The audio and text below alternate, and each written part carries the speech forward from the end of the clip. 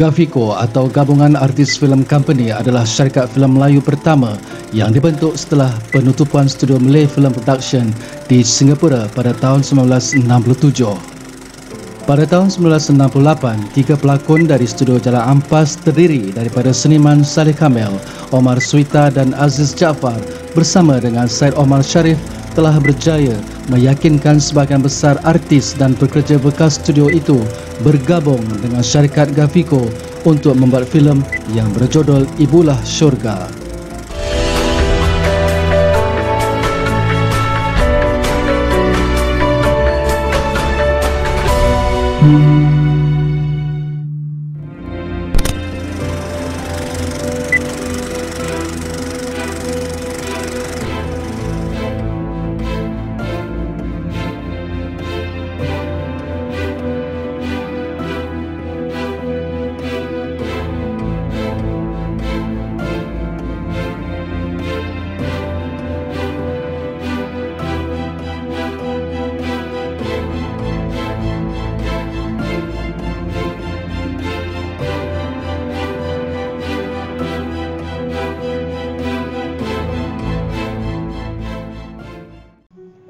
Kos penerbitan filem ini sebahagian besarnya dibiayai oleh Syed Omar Sharif.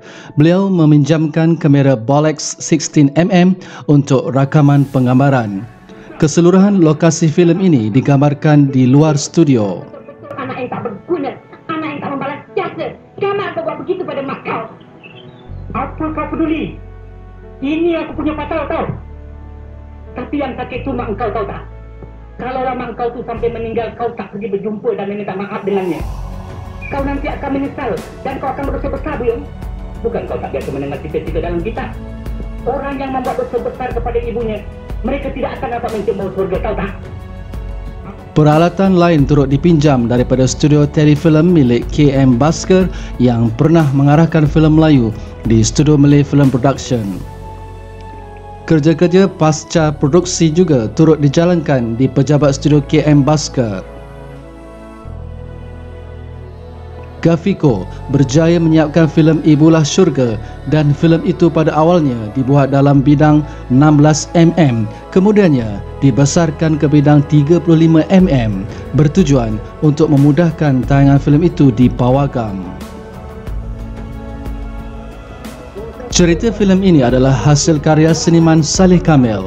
Filem Ibulah Syurga adalah filem pertama arahan S. Sudarmaji yang pernah menjadi penolong pengarah selama bekerja di studio Jalan Ampas.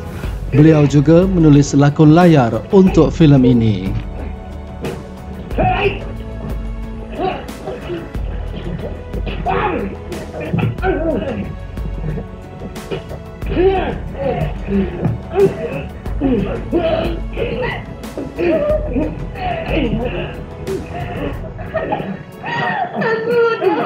Saudara, jangan seksa dia lagi.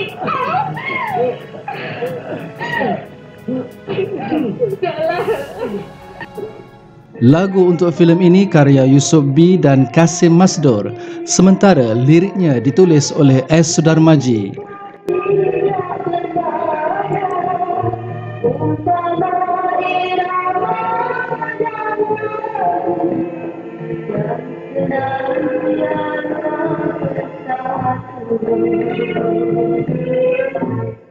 Yaakob Mahmud bertindak sebagai juru kamera, manakala Hayat Haris sebagai penyunting filem.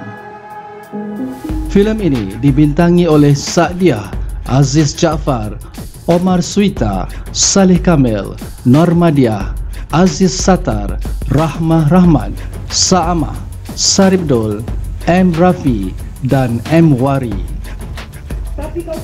Sedikit berbeza watak yang dipegang oleh Omar Suita dan Saribdol. Mereka memegang watak yang jauh berbeza daripada watak sebelum ini, iaitu watak seorang yang baik, manakala Saleh Kamel tetap dengan watak antagonisnya. Jual mahal. Siapa menentang, kita hapuskan. Siapa membantah, kita hancurkan. Bagus, bagus. Kau memang layak jadi pembantuku.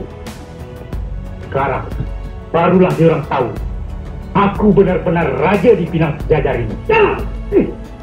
Kau menentang aku bukan? Usaha yang dilakukan oleh seniman dan juruteknik Melayu boleh dianggap sebagai salah satu usaha bagi membuktikan kepada bekas pemilik studio Jalan Ampas dan penonton filem Melayu bahawa mereka juga mampu membuat filem secara bebas. Darah segantang sudah diusupkan. Filem yang diterbitkan pada tahun 1968 itu telah diedarkan untuk tayangan melalui sebuah syarikat pengedaran bebas.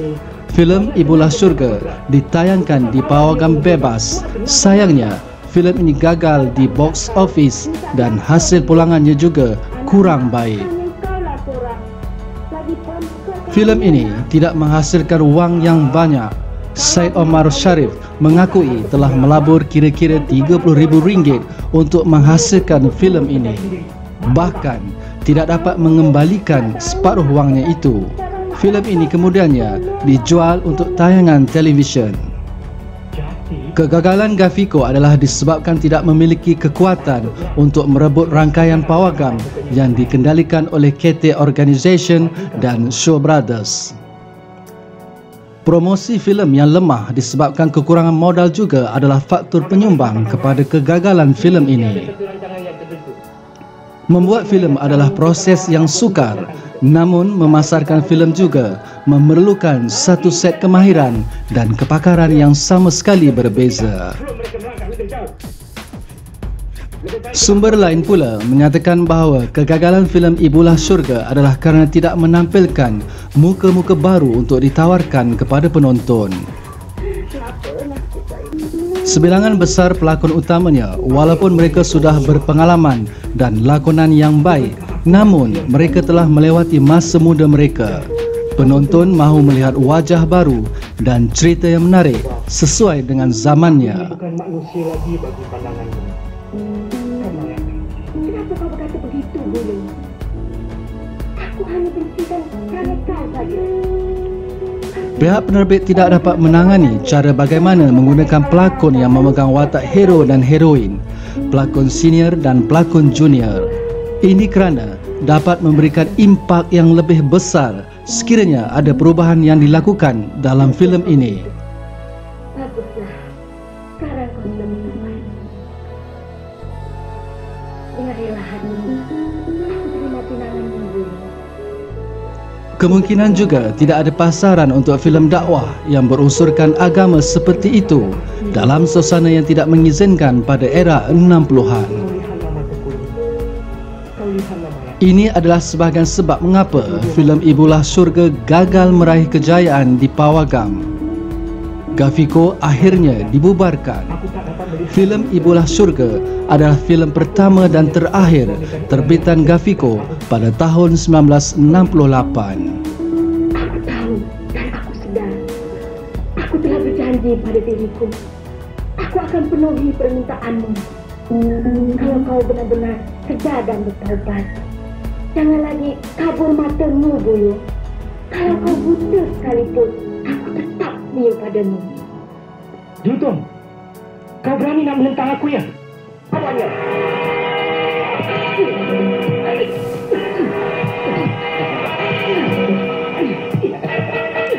Mampus.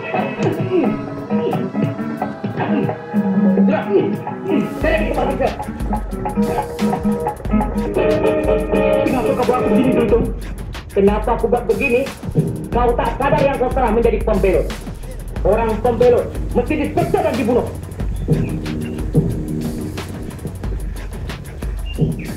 Kawan-kawan, salahkah aku kalau aku bertaubat dari perbuatanku yang jahat? Salahkah aku kalau aku sedar perbuatanku dulu perbuatan yang terkutuk? Salahkah aku kalau sekarang aku sedar dan aku insaf dan aku ingin berbuat baik? Salahkah aku?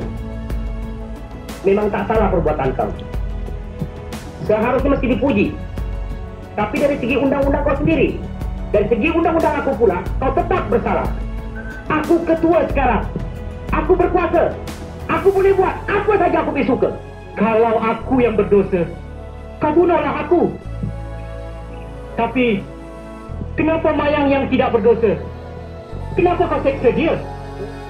Pedang Sakti adalah filem kedua arahan S. Sudarmaji setelah dilantik menjadi pengarah. Pada mulanya, Pedang Sakti hendak digambarkan di Singapura di bawah terbitan Gavico.